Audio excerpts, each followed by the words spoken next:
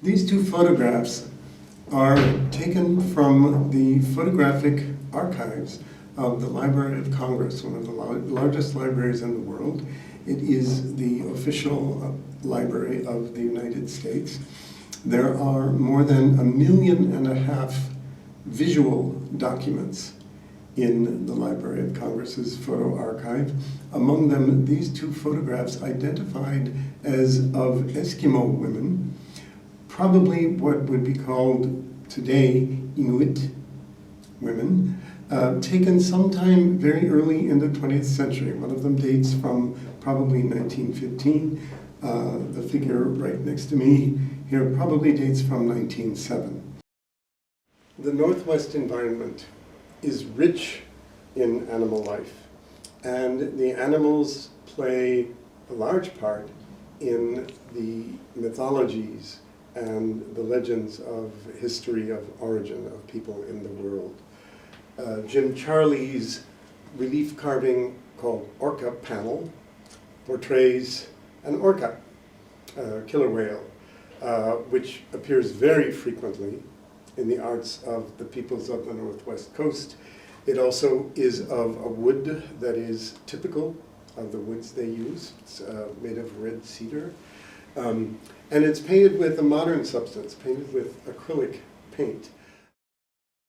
Another of the animals that appears very frequently in the arts of the Northwest Coast is the eagle, because there are many eagles in that part of the world, because eagles are fishing birds just as most of the Northwest Coast peoples are fishing people. And here, an abstraction, a representation in 2 dimensions of an object that also appears sometimes in 3 dimensions. The paintings that Betsy Gandy does are in fact recreations of cave paintings that she learned about during her travels in northern Spain and southern France. They're in fact copies of paintings from the Upper Paleolithic, a time when southern Europe had a subarctic climate. It was the end of the last glaciation. And in fact, they are among the earliest examples we have extant of art made by human hands. These were made by the ancestors of those of us who come from a European background. Kathleen spent much of her adult life as an embassy spouse. Her husband was a Foreign Service officer. She is very active as an artist, and she works in many media. I first encountered her work in watercolor.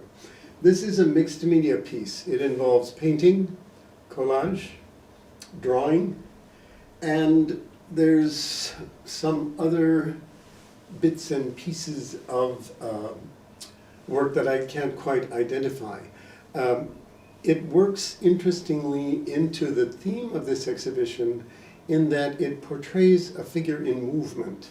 If you look at the figures as they move across, you're looking at the same person, but she is moving across the space.